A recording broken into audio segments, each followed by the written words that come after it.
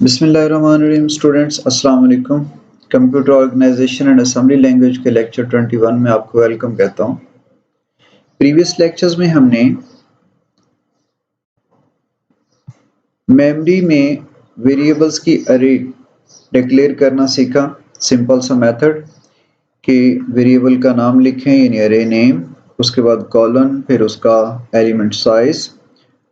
दो तरह से हो सकता है, अगर आप सिंगल बाइट हर एलिमेंट को देना चाह रहे हैं देन डिफाइन बाइट, और अगर वर्ड साइज यानी 2 बाइट्स का आप एलिमेंट लेना चाह रहे हैं देन आप डिफाइन वर्ड DW मेंशन करेंगे। तो इन दोनों डायरेक्टिव में से कोई भी जो मुनासिब हो हम इस्तेमाल करते हैं। अगर वैल्यू 2 5 तक महदूद है देन डिफाइन बाइट, और अगर इससे बड़ी है देन डिफाइन वर्ड। उसके बाद 2 3 4 5 6 ये उसकी वैल्यूज कॉमा सेपरेटेड होती हैं।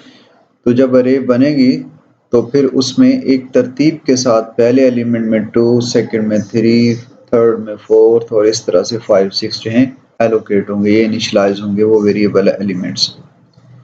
उसके बाद हमने सिंगल वेरिएबल को एक्सेस करना सीखा।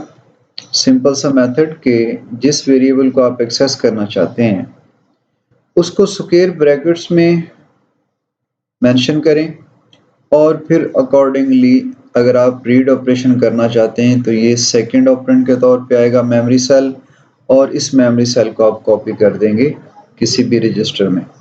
तो इस तरह से मूव AX कॉमा जो स्क्वायर ब्रैकेट्स के अंदर मार्क्स लिखा हुआ है, ये मार्क्स की लोकेशन है, यानी मार्क्स वेरिएबल के कंटेंट को AX में कॉपी कर देता है।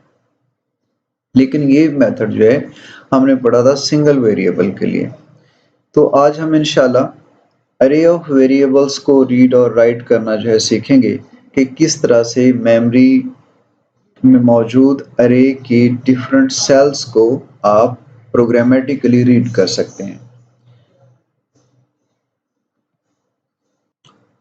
कॉन्सेप्ट को समझने के लिए हम इस डायग्राम का सहारा लेते हैं।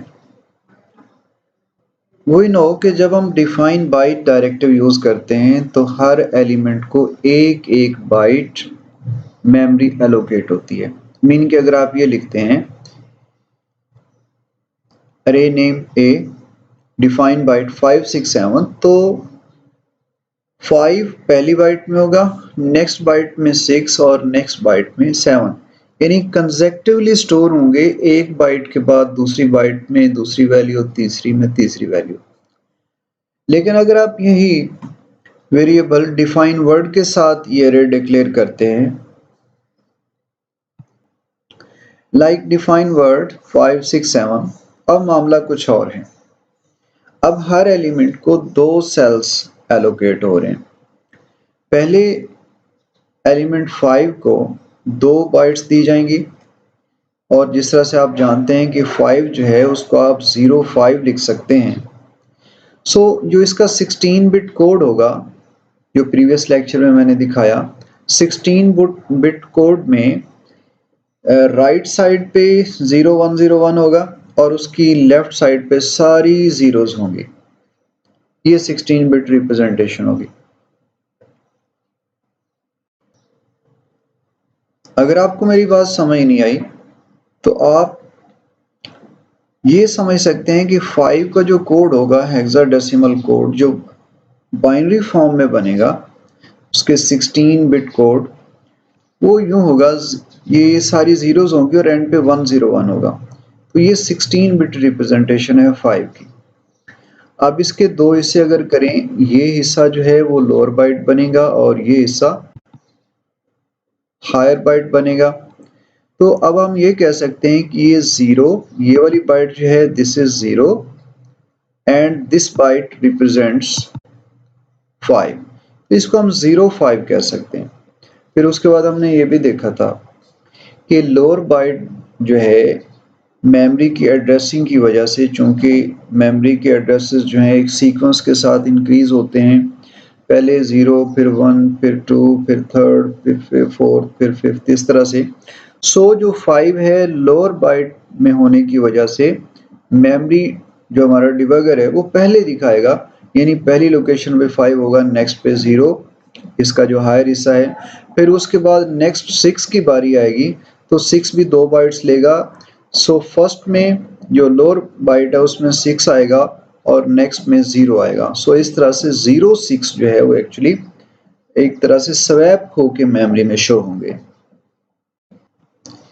यहाँ से हमें पता चलता है कि अगर हम डिफाइन बाइट के साथ डिक्लेयर किए हुए किसी अरे को एक्सेस करते हैं तो हमें नेक्स्ट एलिमेंट को एक्सेस करने के लिए जस्ट एक बाइट आगे जाना होगा, और अगर डिफाइन वर्ड के साथ कोई वेरिएबल अरे डिक्लेयर हुई है तो हमें नेक्स्ट एलिमेंट तक जाने के लिए 2 सेल्स जो है आगे मूव करना पड़ेगा। तो आई होप कि आपको ये इंक्रीमेंट की समझ आ गई होगी कि अगर हमें डिफाइन बाइट के साथ डिक्लेयर किए हुए अरे को एक्सेस करना है तो +1 क्यों करना पड़ेगा नेक्स्ट एलिमेंट तक जाने के लिए, और डिफाइन वर्ड के साथ अगर डिक्लेयर किया हुआ है तो उसमें हमें +2 इंक्रीमेंट क्यों करना पड़ेगा नेक्स्ट एलिमेंट तक। यकीनन इस चीज़ की समझ आ गई होगी। सो इस चीज़ को समझने के बाद अब हम अपने कोड की तरफ बढ़ते हैं। जी मैंने प्रोग्राम असेंबल करके डिबगर में लोड किया और आप कोड विंडो में देख सकते हैं कि इस वक्त फर्स्ट लाइन जो है, first instruction that is move AX 0108, और आप यकीनन समझते हैं कि AX के बाद जो स्क्वायर ब्रैकेट्स में 0108 है ये क्या चीज़ है। एक्चुअली हमारी जो ओरिजिनल इंस्ट्रक्शन थी उसमें मूव AX मार्क्स था, बट मार्क्स रिप्लेस हो गया अपनी मेमोरी लोकेशन से जो कि 0108 है। नीचे मैंने मेमोरी को डिबग भी किया है, आप देख सकते होंगे स्क्रीन पे कि मेमोरी सेक्शन 2 में जो शुरू में DS:0100 बता रहा है कि ये मेमोरी जो है हम 0100 से स्टार्ट कर रहे हैं उसकी जो डंपिंग है। अब आप इसकी लोकेशन नंबर 8 पे देखें, वो 2 है। यहाँ हमारे जो प्रोग्राम में भी पहली वैल्यू जो थी वो 2 थी, इसका मतलब ये 0108 पे वैल्यू 2 पड़ी है। नेक्स्ट कंसेक्टिव पे अगली ही बाइट पे 3 पड़ा है, अगली ही बाइट पे 4 पड़ा है, अगली ही बाइट पे B पे 5 पड़ा है, और इस तरह से आप C पे देखें इस वक्त 6 है। चूँकि मैं लास्ट लेक्चर में बड़ी डिटेल के साथ ये समझा चुका हूँ, अगर आपको मेरी इस बात की समझ नहीं आई तो आपको चाहिए कि आप पिछला लेक्चर जो है लेक्चर नंबर 20 उसको गौर से सुने और इस सारी तफसील को समझें। और उसके बाद जो है DEF वगैरह पे जितनी भी आगे फर्दर लोकेशन हैं they all contain garbage value. अब हम अगर इस लाइन को चलाते हैं तो क्या होगा कि 0108 पे यानी इस वक्त जो 8 लोकेशन है उस पे 2 पड़ा है। 2 जो है वो AX में मूव करेगा। AX जैसे ही हमने मूव किया फंक्शन 1 की से तो AX में करंटली 0 है, F1 प्रेस किया तो आपने देखा कि 0302 है, AX में 0302 है, जबकि हमारी इंस्ट्रक्शन ये कह रही है कि जस्ट 02 यानी जो मार्क्स की लोकेशन है पहली उसमें तो 2 पड़ा है तो AX में 2 जाना चाहिए, जबकि 2 के साथ लोअर बाइट में तो 02 है, बट नेक्स्ट जो है उसका हायर पार्ट AX का अगर आप एक्यूमुलेटर रजिस्टर देख रहे हैं तो वो 03 है। इसको मैं जरा डायग्राम को कहीं और भी दिखाता हूँ आपको। जी स्टूडेंट्स, आई होप यहाँ अब आप उस स्क्रीन को क्लियरली देख सकते हैं। यहाँ आप देखें कि AX में 0108 के कंटेंट जा रहे हैं, जो कि 0108 के कंटेंट जो हैं वो 02 थे, बट आप देखते हैं कि AX में 02 की बजाय 703 भी गया है। इसकी रीज़न क्या है?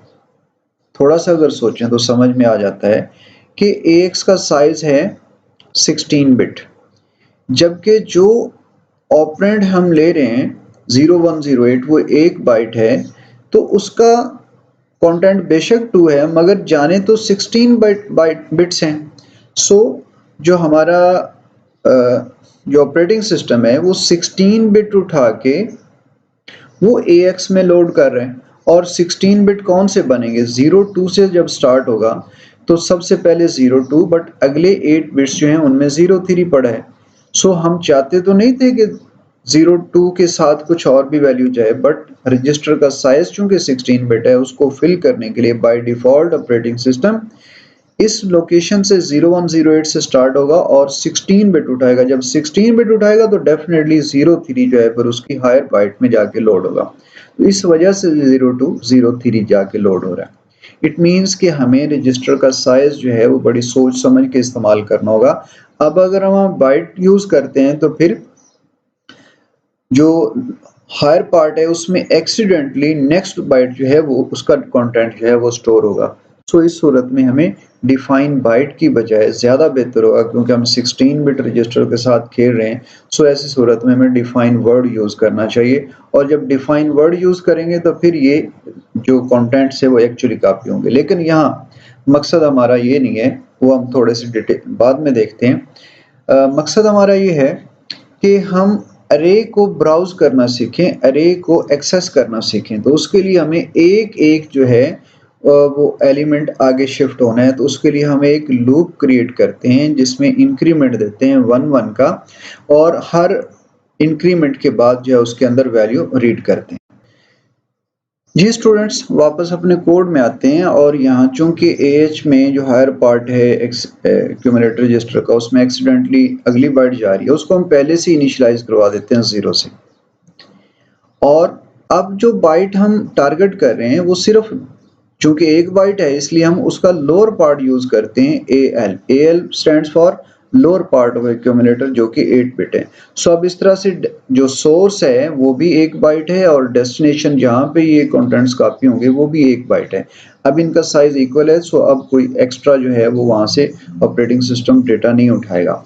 सो अब आप अगर देखते हैं तो ये लाइन जो है मार्क्स की पहली लोकेशन से, यानी 0th जो इंडेक्स है वहां से डेटा उठाएगी, और जो मार्क्स +1 है ये उसकी नेक्स्ट लोकेशन से जो है वो डेटा उठाएगी।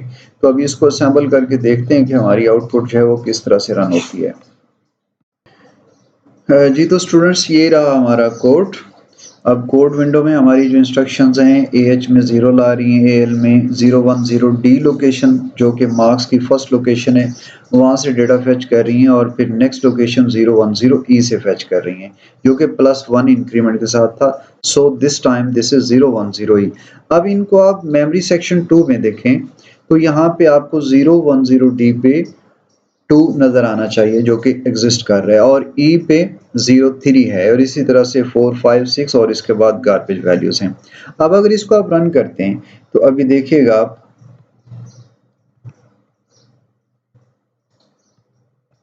जी पहली लाइन चली और AX में ऑलरेडी 00 था, इसलिए AH में 0 होने से हमें कोई डिफरेंस नज़र नहीं आया।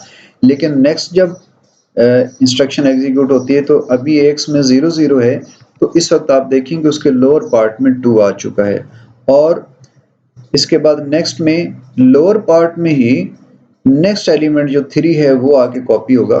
सो आपने देखा कि AX में 03 कॉपी हो गया। तो इस तरह से स्टूडेंट्स हम एक एक इंक्रीमेंट देके अपनी जो अरे हैं उसके डिफरेंट एलिमेंट्स को, अगर वो डिफाइन बाइट के साथ हैं तो एक एक इंक्रीमेंट के साथ एक्सेस कर सकते हैं। इसी तरह हम डिफाइन वर्ड अगर हो तो उसको 2 2 के साथ आप एक्सेस कर सकते हैं। जी तो स्टूडेंट्स, हमने अपने कोड में चेंजेस की। यहाँ डिफाइन बाइट की बजाय वर्ड, अब चूंकि 2 बाइट का साइज होगा इसलिए एलिमेंट्स को एक्सेस करने के लिए सिमेट्री मैंने बनाई। पहला एलिमेंट 0 + 0 से, यानी 0th इंडेक्स से नेक्स्ट 2 इजाफे के साथ 2 4 6। तो इस तरह से हर नेक्स्ट एलिमेंट जो है रीड होता जाएगा। अब हम इसको डिबगर में ज़रा एग्जीक्यूट करके देखते हैं।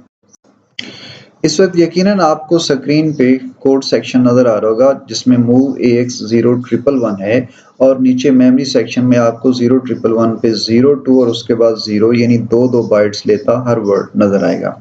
अब इसको आप रन करते हैं अगर, तो देखें मूव AX में 2 हुआ, नेक्स्ट में 3 और 4 और 5, और इस तरह से हमारा प्रोग्राम जो है टर्मिनेशन पे पहुंच गया।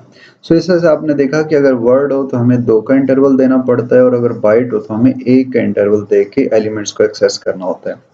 आई होप कि इस लॉजिक की आपको समझ आ गई होगी। इसकी प्रैक्टिस करें और मेक श्योर कि इसमें आप परफेक्ट हों, क्योंकि नेक्स्ट जो प्रोग्राम्स हैं उनमें इसी लॉजिक को यूज़ किया जाएगा। अपना ख्याल रखिएगा। Thank you so much. अल्लाह हाफिज़।